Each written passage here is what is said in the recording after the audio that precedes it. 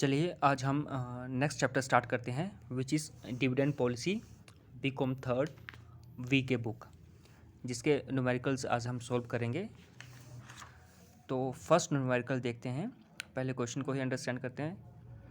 The MNC limited available information is KE is equal to 15%, E ₹30, R ₹14%, 15%, 16%. You are required to calculate market price of a share of the MNC. आपको market price of a share, market price per share calculate करना है हमें as per Gordon model if V is equal to 40%, 60% and 80%। तो simple सी बात है, हमें यहाँ पे काफ़ी इन्फॉर्मेशन दी गई है क्वेश्चन में और हमें कैलकुलेट करने को बोला गया है market price of the share. तो यहाँ पे हम देखते हैं कि गॉर्डन मॉडल क्या है। As per Gordon model formula है हमारे पास P is equal to E bracket start 1 minus B bracket close divided by KE minus VR। तो सबसे पहले हम यहाँ पे इनका मीनिंग फाइंड आउट करते हैं। जब मीनिंग समझ लेते हैं कि इनकी फुल डेफिनेशन है क्या, तो P स्टैंड्स फॉर है मार्केट प्राइस ऑफ शेयर, जो कि हमें कैलकुलेट करना है फॉर्मूले में जो E गिवन है which is earning per share, V given है V is retention ratio, KE cost of equity capital, BR that means growth rate of dividend and earning, and R stands for rate of return.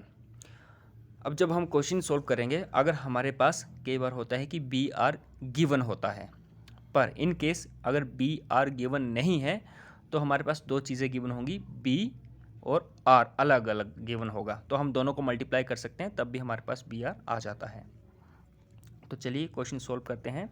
अभी हमें यहाँ पे question solve करना है R 14%, 15%, 16%, तीन rates दी गई हैं हमारे पास और रिटेंशन रेशो भी तीन तरह की गई है। तो पहले हम 14% के अकॉर्डिंग इन तीनों के ऊपर कैलकुलेट करेंगे, फिर 15% के अकॉर्डिंग इन तीनों के ऊपर और 16% के अकॉर्डिंग इन तीनों के साथ कैलकुलेट करेंगे। तो सबसे पहले यहाँ पे मैंने सॉल्व कर रखा है ऑलरेडी कि इफ़ R 15% इफ़ R 14%, आप देख रहे हैं इफ़ R 14%, इफ़ R 14%, पहले हम 40% के अकॉर्डिंग इन सब के ऊपर कैलकुलेशन करेंगे। If 14% R then B is 40%, R 14%, V is given 60%, जो सेकंड केस था, R 14% ही है एंड B इज़ 80%, तीनों के ऊपर कैलकुलेशन करेंगे। तो चलिए एज पर फॉर्मूलाज वैल्यूज़ हम पुट करते हैं। P is equal to, P हमने यहाँ पे देख लिया, P हमें कैलकुलेट करना था, इज़ इक्वल टू E यहाँ पे गिवन था earning is ₹30, then bracket 1 minus B भी गिवन था हमारे पास जहाँ पे 40%, हमने यहाँ पे लिखा भी है 40%, तो 40% को हम इजीली लिख सकते हैं 0.40। जब 40 को डिवाइड करेंगे 100 से तो उसकी वैल्यू होती है 0.40, तो हमने यहाँ पे डायरेक्ट लिख लिया 1 माइनस 0.40 डिवाइडेड बाय, फॉर्मूले में था KE इज़ ऑलवेज गिवन, यहाँ पे गिवन है क्वेश्चन में 15%, देन 0.15 हम इसको लिख सकते हैं, हमने यहाँ पे लिख लिया है।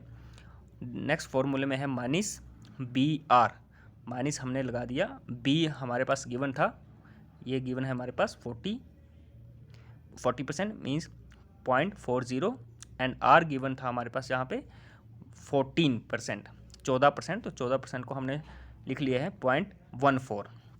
और अब इस कैलकुलेशन को हम सॉल्व करेंगे। 1 माइनस 0.40, तो ये इक्वल टू बचता है हमारा 0.60।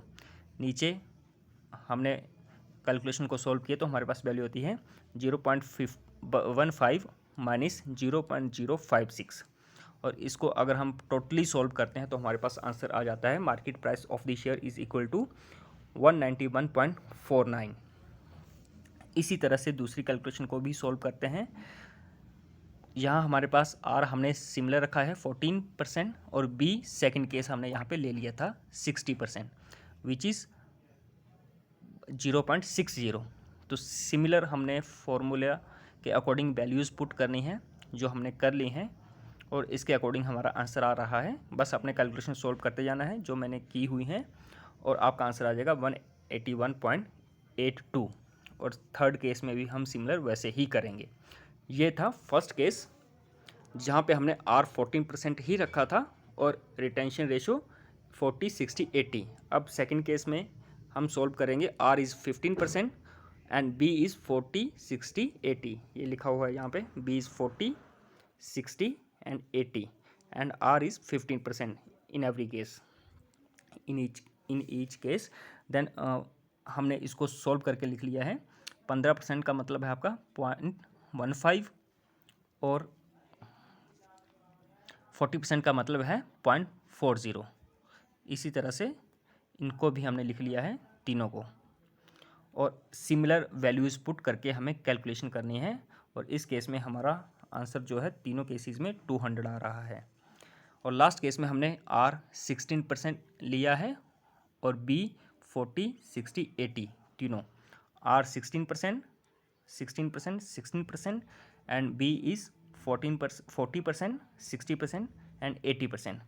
तीनों के अकॉर्डिंग फिर से हमें फॉर्मूला लगाकर वैल्यूज़ पुट करनी है और हमारे आंसर्स यहाँ पे आ गए हैं।